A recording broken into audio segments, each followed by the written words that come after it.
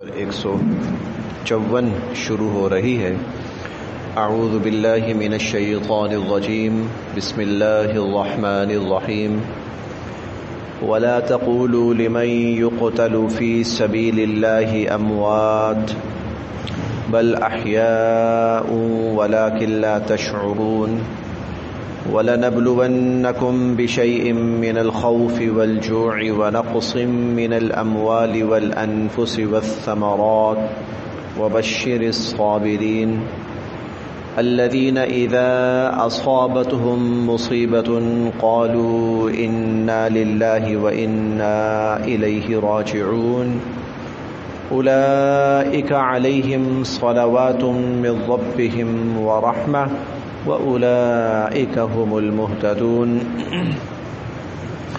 ولا اور نہ، ولا اور نہ، تقولوا تم کہو، ولا تقولوا اور تم نہ کہو، لی کے لیے، من جو، ولا تقولوا اور تم نہ کہو، لمن اس کے لیے جو، یقتل قتل کیا جاتا ہے، فی میں سبیل راستہ، اللہ اللہ، فی سبیل اللہ اللہ کے راستے میں، اللہ کی راہ میں۔ ولا تقولوا اور تم نہ کہو، لمن اس سے، اس شخص کے بارے میں، یقتل جو قتل کیا جاتا ہے، فی سبیل اللہ اللہ کی راہ میں، اموات، اموات جمع ہے میت کی، میت مردہ، اموات مردے، جو اللہ کی راہ میں قتل کیے جاتے ہیں انہیں تم مردہ نہ کہو، انہیں تم مردے نہ کہو، بلکہ احیاء جمع ہے حی کی، حی، حی زندہ، بلکہ وہ زندہ ہیں، بل احیاء بلکہ وہ زندہ ہیں، اور لیکن، لیکن، لا نہیں، تشعرون تم سمجھ سکتے، ولیکن لا تشعرون لیکن تم اس چیز کو نہیں سمجھ سکتے۔ ولا تقولوا اور نہ کہو، لمن ان لوگوں کے لیے، یقتل جو قتل کیے جاتے ہیں، فی سبیل اللہ اللہ کی راہ میں، اموات انہیں مردہ نہ کہو، بل احیاء بلکہ وہ زندہ ہیں، ولیکن لا تشعرون لیکن تم اس چیز کا شعور نہیں رکھتے، تم اس چیز کو نہیں سمجھ سکتے۔ جو شخص اللہ کی راہ میں خالصتاً اللہ کی رضا کے لیے، اللہ کے دین کے غلبے کے لیے، اللہ کے دین کی حفاظت کے لیے جو اپنی جان قربان کر دیتا ہے، اسے شہید کہا جاتا ہے۔ یہاں اللہ تعالیٰ نے شہید کی ایک خوبی بیان فرمائی، خصوصیت بیان فرمائی، اور شہید کی خصوصیت یہ ہے کہ شہید مردہ نہیں ہوتا بلکہ وہ زندہ ہوتا ہے۔ اب یہاں ذہنوں میں سوال پیدا ہوتا ہے کہ وہ کیسے زندہ ہے؟ ہمارے سامنے وہ بے جان ہے، جس طرح ایک شخص طبعی طور پر فوت ہو جاتا ہے اور اس کا وجود بالکل بے حس ہو جاتا ہے، تو اسی طرح جو شخص شہید ہو چکا ہے تو ظاہراً تو اس کا وجود بھی بے حس ہو گیا، اور اس کے بعد باقاعدہ اس کی قبر کھودی جاتی ہے اور باقاعدہ اس کی نماز جنازہ ہے اور اس کو دفن کر دیا جاتا ہے، بالکل اس طرح جس طرح طبعی طور پر کوئی شخص فوت ہوتا ہے تو اس کی نماز جنازہ ہوتی ہے اور اس کو دفن کر دیا جاتا ہے۔ تو پھر اس کو ہم زندہ کیسے کہیں؟ اس میں اور طبعی طور پر فوت ہو جانے والے میں اگر کوئی فرق ہے تو مرنے کے طریقے میں فرق ہے کہ وہ جو ہے بالکل ایسا ہی سموتھلی فوت ہو گیا ہے، اور یہ جو ہے یہ تھوڑا سا حادثاتی طور پر فوت ہو گیا، اس کو کوئی زخم آئے ہیں، اس کا وجود کچھ تھوڑا سا زخمی ہوا ہے، یہ تو فرق ہے۔ لیکن اس کے بعد کی کیفیت تو جوں کی توں ہے، وہ بھی بے جان ہو کر گر پڑا، یہ بھی بے جان ہو کر گر پڑا، اب وہ بھی نہیں اٹھ سکتا، یہ بھی نہیں اٹھ سکتا۔ وہ تمام احکامات جو طبعی طور پر فوت ہونے والے کے بارے میں ہیں، تقریباً وہی تمام احکامات اس کے لیے بھی ہیں۔ اگر اس طبعی طور پر فوت ہونے والے شخص کی کوئی بیوی ہے تو بیوہ ہو گئی ہے، اور جو شہید ہوا ہے اس کی بیوی ہے تو وہ بھی بیوہ ہو گئی ہے۔ اور بلکہ جس طرح طبعی طور پر فوت ہو جانے والے کی جو بیوہ ہے بعد میں کسی اور سے شادی کر سکتی ہے، اسی طرح شہید کی بیوہ ہے وہ بھی بعد میں کسی اور سے شادی کر سکتی ہے۔ اگر اس کے چھوٹے بچے ہیں تو وہ یتیم کہلائیں گے، اور اس کے چھوٹے بچے ہیں تو وہ بھی یتیم کہلائیں گے۔ اگر اس کی کوئی جائیداد اور وراثت ہے تو وہ تقسیم کی جائے گی، اور شہید ہے اس کی جائیداد اور وراثت ہے تو وہ بھی جو کہ توں تقسیم کی جائے گی۔ تو پھر ان کو ہم زندہ کیوں کہیں؟ ہم ان کو زندہ کیوں کہیں؟ اب یہ سوال تو بہت بڑا ہے، جبکہ اللہ پاک فرما رہے کہ نہیں، تم نے ان کو مردہ نہیں کہنا، بلکہ ہم چوتھے پارے میں پڑھیں گے وَلَا تَحْسَبَنَّ الَّذِينَ قُتِلُوا فِي سَبِيلِ اللَّهِ أَمْوَاتًا، کہ جو اللہ کی راہ کے اندر قتل کیے جائیں، شہید کیے جائیں، تم نے ان کو تصور بھی نہیں کرنا، سوچنا بھی نہیں ہے، گمان بھی نہیں کرنا کہ وہ مر گئے اور وہ مردہ ہیں، بل احیاء، بلکہ وہ زندہ ہیں۔ تو پھر اس کا جواب اللہ تعالیٰ نے اگلی آیت میں دیا کہ بھائی اس بات کو یہیں تک رہنے دو، اس سے آگے تمہاری سوچ کا دائرہ ختم ہو جاتا ہے۔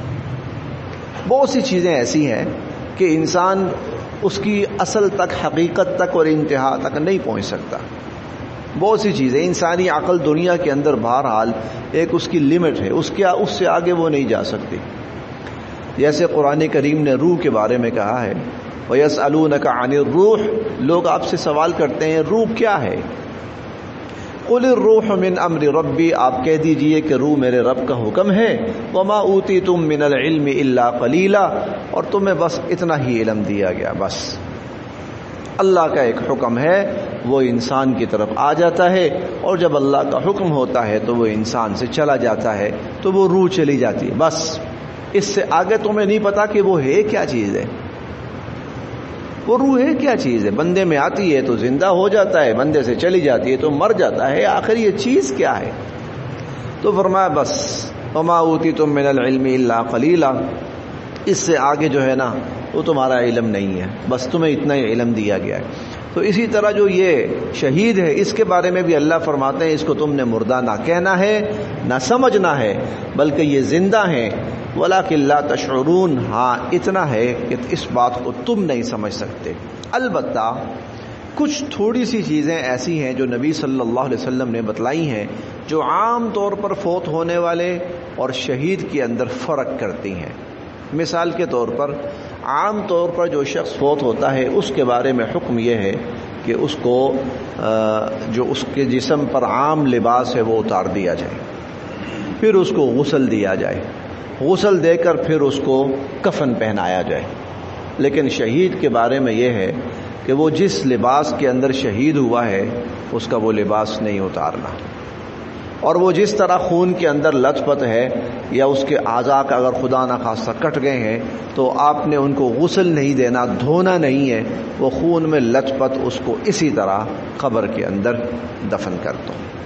پھر اس سے اگلی بات حضور علیہ الصلوۃ والسلام نے یہ بتلائی کہ جو قبر ہے یہ شہداء کے وجود کو کھاتی نہیں ہے، ورنہ مٹی کھا جاتی ہے انسان کو، وہ ڈھانچہ رہ جاتا ہے پیچھے، وہ بھی ریزہ ریزہ ہو جاتا ہے، نام و نشان مٹ جاتا ہے۔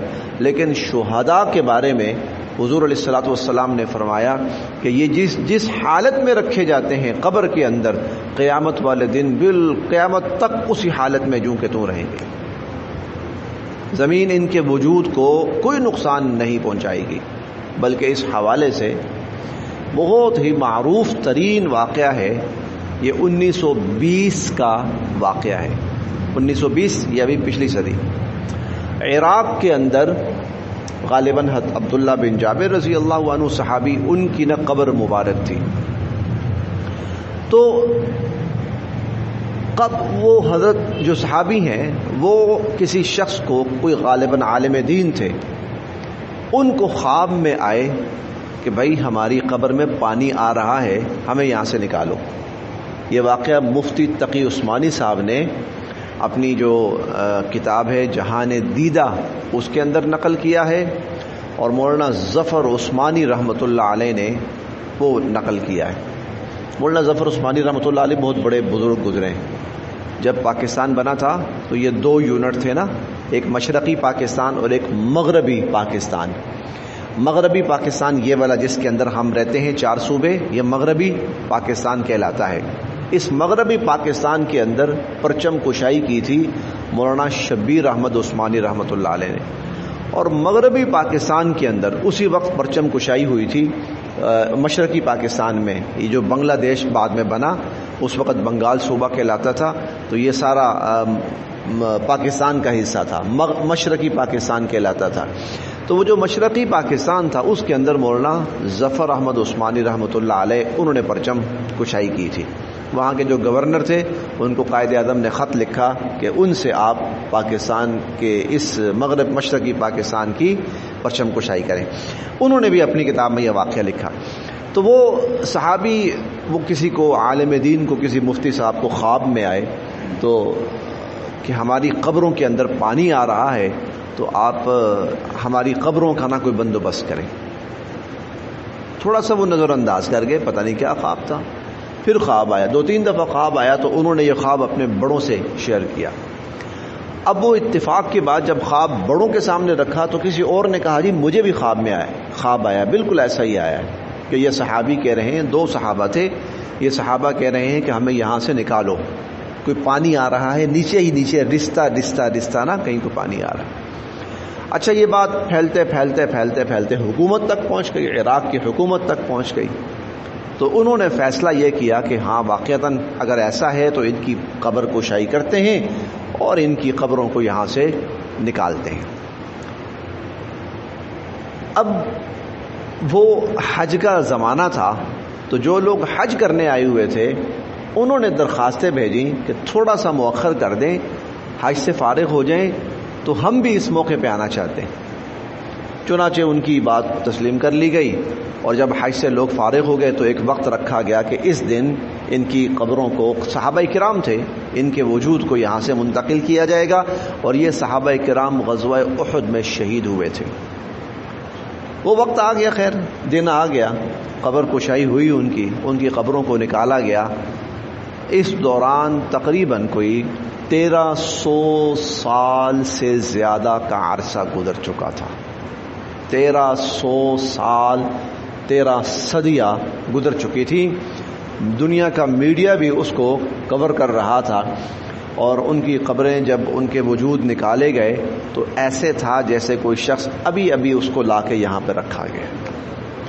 بلکہ وہاں پر کچھ ڈاکٹرز موجود تھے، انہوں نے کہا ان کی آنکھوں میں ابھی وہ چمک باقی ہے، وہ چمک ابھی باقی ہے جو مرنے کے آدھے پونے گھنٹے بعد ختم ہو جاتی ہے۔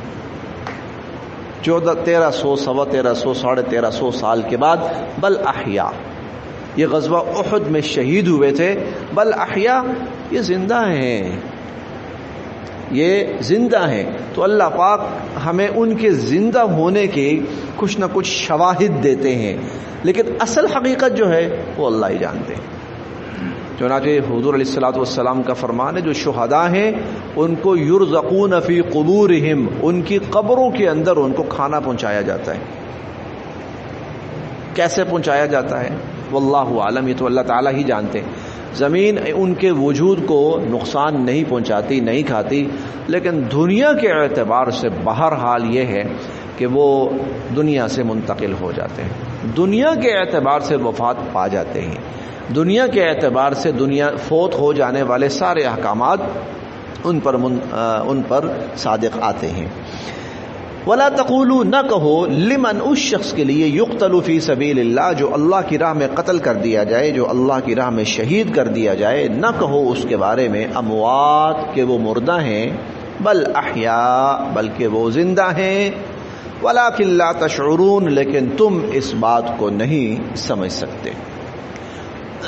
اب یہاں پر جب اللہ پاک کسی بات کے بارے میں فرما دینا کہ بھائی یہ تمہاری سمجھ سے تھوڑا سا اوپر کی چیز ہے، تم نہیں سمجھ پاؤ گے اس کو، تو پھر ایک بندہ مومن کو چاہیے کہ وہ اللہ کی بات پر یقین کرتے ہوئے کہ جب اللہ یہ کہہ رہے ہیں نا کہ میں نہیں سمجھ سکتا تو پھر ٹھیک ہے، مجھے اس میں زیادہ اس کی وہ قرید میں نہیں پڑنا چاہیے، مجھے اس کی زیادہ جو ہے وہ بال کی کھال اتارنے میں نہیں چلنا چاہیے. ٹھیک ہے، اللہ پاک فرما رہے ہیں یقیناً یہ کوئی ایسی بات ہوگی کہ ابھی میری سمجھ یہاں پر کام نہیں کر رہی.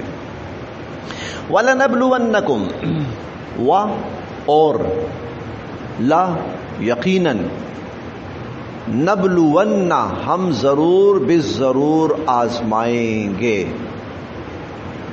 کم تمہیں. وَلَنَبْلُوَنَّكُمْ اور ہم ضرور بالضرور تمہیں آزمائیں گے بِشَيْءٍ کسی نہ کسی چیز میں، کسی نہ کسی شے میں، کسی نہ کسی چیز میں. من الخوف وہ خوف سے بھی ہو سکتا ہے، والجوع اور بھوک کی صورت میں بھی ہو سکتی ہے آزمائش، جوع بھوک. ونقص اور کمی، من الاموال مالوں کی، والانفس اور جانوں کی، یا نقصان مالوں کا اور نقصان جانوں کا، والثمرات اور پیداواروں کا، پیداوار.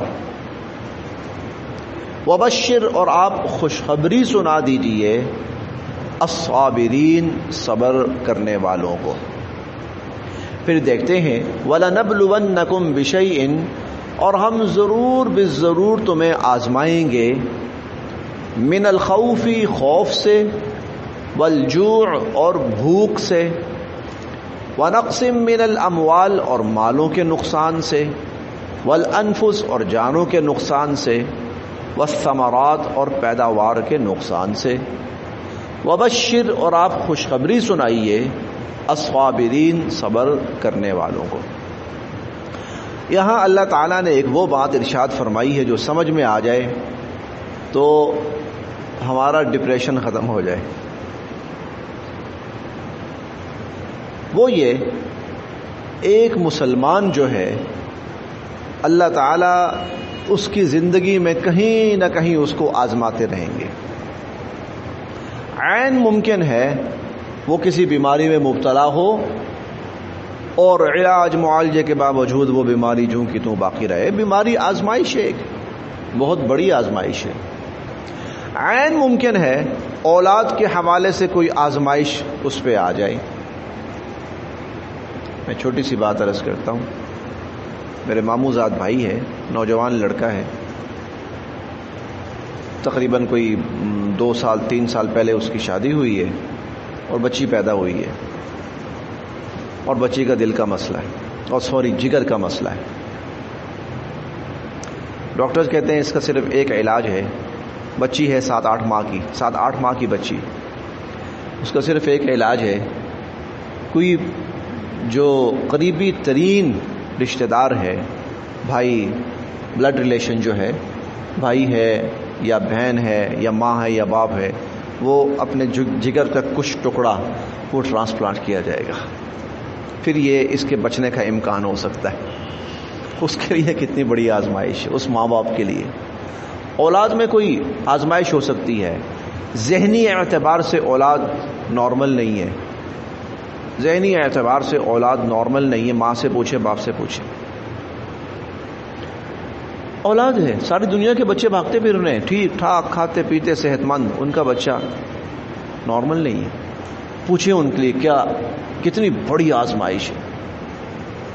ہمارے ایک عزیز ہیں، ان کا بچہ اس طرح کا ہے، پیدائشی طور پر ایب نارمل ہے. وہ کوئی 18-19 سال کا ہو گیا ہے، 20 سال کا. وہ اتنا صحت مند ہے، کھانے پینے کے اعتبار اتنا جسمانی صحت مند ہے کہ وہ کئی دفعہ ماں کو دھکا دیتا ہے تو ماں پڑے جا گرتی ہے. سینس نہیں اس کو، لیکن پیشاب اس کو ماں کرواتی ہے، کپڑے اس کے ماں اترواتی اور پہناتی ہے اس کو. آزمائش ہے. اللہ پاک فرما رہے ہیں یہ ہوگا. ضرور بس ضرور ہوگا، نام والی بات ہی نہیں ہے۔ انسان کو خود بیماری لاحق ہو جائے، بیماری بھی ایسی ہے کہ اب اس کے ساتھ ہی جینا ہے، اولاد کے اندر کوئی مسئلہ ایسا ہو کہ اولاد کی یوں سمجھے کہ پوری زندگی کا مسئلہ ہے، مالی اعتبار سے اللہ پاک کچھ لوگوں کو آزمائشوں میں رکھتے ہیں، کوشش کے باوجود ان کے وسائل جو ہیں وہ پورے نہیں ہو پاتے، حاصل نہیں کر پاتے، اچانک کوئی نقصان آ جاتا ہے، کاروبار ہے، لاکھوں کروڑوں کا نقصان ہو گیا۔ یہ تو وہ صورت ہوتی ہے کہ بندے کو بسا اوقات ہارٹ اٹیک بھی ہو جاتا ہے، مر بھی جاتا ہے۔ اللہ پاک فرماتے کچھ نہ کچھ تمہاری آزمائش ضرور بھی ضرور ہوگی، کسی نہ کسی شکل میں۔ کرنا کیا ہے؟ دو کام پیچھے گزر چکے ہیں، استعینوا بالصبر والصلاۃ، نماز پڑھو اور صبر کرو۔ صبر کیا ہے؟ نماز تو ہمیں سمجھ آ جاتا ہے، صبر نماز تو ہمیں سمجھ آ گئی کہ نماز پڑھنی ہے، نماز کی پابندی کرنی ہے۔ صبر کیا ہے؟ صبر یہ ہے کہ اپنی طرف سے بہتری کی پوری کوشش کرنی ہے، پوری کوشش کرنی ہے، لیکن اللہ سے کوئی گلہ شکوہ نہیں کرنا، الزام نہیں دینا اللہ کو۔ یہ میں جان بوجھ کر یہ الفاظ کہہ رہا ہوں، الزام نہیں دینا، میں نے اپنے کانوں سے الزام سنے۔ اللہ کو الزام نہیں دینا، میں اللہ پاک مجھے معاف کرے، پھر معاف کرے، پھر معاف کرے، میں لفظ کہنے لگا ہوں۔ میں نے خود سنا ہے ایک شخص نے، اس کے حالات بہت خراب تھے، بہت، وہ کہنے لگا پتہ نہیں اللہ کو کیا دشمنی ہے مجھ سے۔ یہ الزام دینے والی بات، اللہ سے گلہ نہیں کرنا، اللہ سے شکوہ نہیں کرنا، اللہ کو الزام نہیں دینا، اور اس پریشانی اور مصیبت سے نکلنے کے لیے غلط راستہ نہیں چننا، یہ صبر ہے۔ غلط راستہ نہیں چننا، یہ صبر ہے۔ اے ایمان والو، اس مشکل سے نکلنے کے لیے ایک نماز لازم پکڑو، اہتمام کرو، اور دوسرا صبر کو اپناؤ، بے صبری نہ کرنا، بے صبری نہ کرنا۔ اللہ کی طرف سے آئی ہے تو اللہ ہی کی طرف سے جائے گی، اور اللہ کی طرف سے تب جائے گی جب انسان اللہ کے راستے پہ چلتا ہوا اس سے نجات کی کوشش کرے گا، اس سے مصیبت سے بچنے کی کوشش کرے گا۔ تو اگلا جملہ یہ ہے وبشر الصابرین، جو صبر کریں اے نبی صلی اللہ علیہ وسلم آپ ان کو خوشخبری سنا دیں۔ اللہ تعالیٰ ذمہ داری لگا رہے ہیں نبی صلی اللہ علیہ وسلم کی کہ اللہ کی طرف سے جو آزمائشیں آئیں ان پر جو صبر کریں ان کو جنت کی بشارت آپ سنائیں۔ وبشر الصابرین، ان کو جنت کی بشارت آپ سنائیے۔ الذین، یہ وہ لوگ ہیں، الذین یہ وہ لوگ ہیں صبر کرنے والے، اذا جب اصابت پہنچتی ہے، ہم انہیں، اصابت ہم جب انہیں پہنچتی ہے، مصیبت ان کوئی مصیبت، اذا اصابت ہم مصیبہ جب انہیں کوئی مصیبت پہنچتی ہے، قالوا تو کہتے ہیں، انا بے شک ہم، للہ اللہ ہی کے لیے ہیں، انا للہ بے شک ہم اللہ ہی کے لیے ہیں، وَإِنَّا اور بے شک ہم، الیہ اللہ ہی کی طرف، راجعون لوٹ کر جانے والے۔ انا للہ وَإِنَّا الیہ راجعون، یہ وہ کلمہ ہے جو انسان کو پڑھنے سے بھی انسان کو صبر دیتا ہے، انسان کے دل کے اندر اطمینان، سکون اور تسلی اترنی شروع ہوتی ہے ان کلمات کے پڑھنے سے۔ انا للہ، ہم اللہ ہی کے لیے ہیں، مطلب کیا ہے؟ ہم تو اللہ کے بندے ہیں، ہم تو اللہ کے بندے ہیں، اگر وہ کسی معاملے میں ہم سے کوئی تقاضا کر رہا ہے تو ہماری کیا مجال کہ ہم اس کے اندر کوئی چوں چراں کریں یا چیں بجبی ہوں ہم اس کے اندر، یا ہم اس کو ناگوار سمجھیں۔ انا للہ وَإِنَّا إِلَيْهِ رَاجِعُونَ، اور ہم لوٹ کر بھی اس کی طرف جائیں گے۔ مطلب کیا ہے کہ اگر آج اللہ ہمیں آزما رہا ہے تو کل اللہ ہمیں اس کا صلہ بھی دے گا اور بدلہ بھی دے گا۔ اولئک، یہ لوگ جو مصیبت میں یہ طرز عمل اختیار کریں، وہ اللہ ہی کے رہیں، اللہ ہی سے امید کریں اور اللہ ہی سے اس مشکل کی سے نمٹنے کی اور مشکل سے نکلنے کی دعا کریں. علیہم، ان پر صلوات، عنایات ہوتی ہیں، من ربہم، ان کے رب کی طرف سے. صلوات، عنایات ہوتی ہیں من ربہم، ان کے رب کی طرف سے. اب یہاں ایک بات وہ آ گئی ہے، تو ہماری اردو کے اندر، اردو زبان میں ایک لفظ غلط ہے، بہت سے غلط ہیں، ان میں سے ایک لفظ جو میں اس وقت بتانے لگا ہوں. صلوات کا مطلب رحمتیں، برکتیں، دعائیں، عنایات ہے، لیکن ہماری اردو زبان میں صلوات گالیوں کے لیے استعمال ہوتا ہے. صلواتیں سنانا، بڑی صلواتیں سنائی، غلط. یہ محاورہ ہے اردو کا، صلوات سنانا، صلواتیں سنانا یعنی برا بھلا کہنا، گالیاں دینا. بڑی صلواتیں سنائی، بڑی گالیاں دی اس نے، غلط. ہماری اردو زبان میں کچھ محاورات، کچھ الفاظ کسی وجہ سے داخل کر دیے گئے ہیں، وہ غلط ہیں. صلوات اللہ کی طرف سے اترنے والی رحمت کو کہا جاتا ہے. ہم دعا کرتے ہیں، اسی سے لفظ ہے، اسی سے اللہم صلی علی محمد صلی اللہ علیہ وسلم، وہ یہی لفظ ہے. صلی، صلوات وہی لفظ ہے. اے اللہ نبی پاک صلی اللہ علیہ وسلم پر رحمت نازل فرما.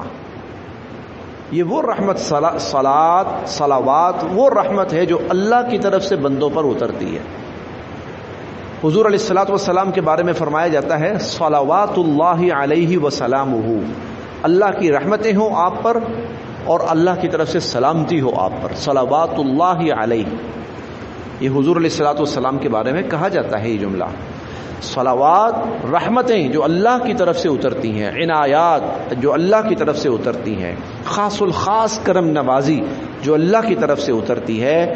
ہماری اردو زبان میں اس کے لیے جو لفظ استعمال ہو رہا ہے غلط معنوں میں استعمال ہو رہا ہے. اولئک علیہم صلوات، یہ وہ لوگ ہیں کہ جن پر عنایات ہوتی ہیں ان کے رب کی طرف سے، ورحمہ، اور رحمت ہوتی ہے. وَأُولَئِكَ، اور یہی ہیں وہ لوگ، ہم المہتدون، جو سیدھے راستے پر قائم ہیں، ہدایت یافتہ ہیں، سیدھے راستے پر قائم ہیں. بس یہاں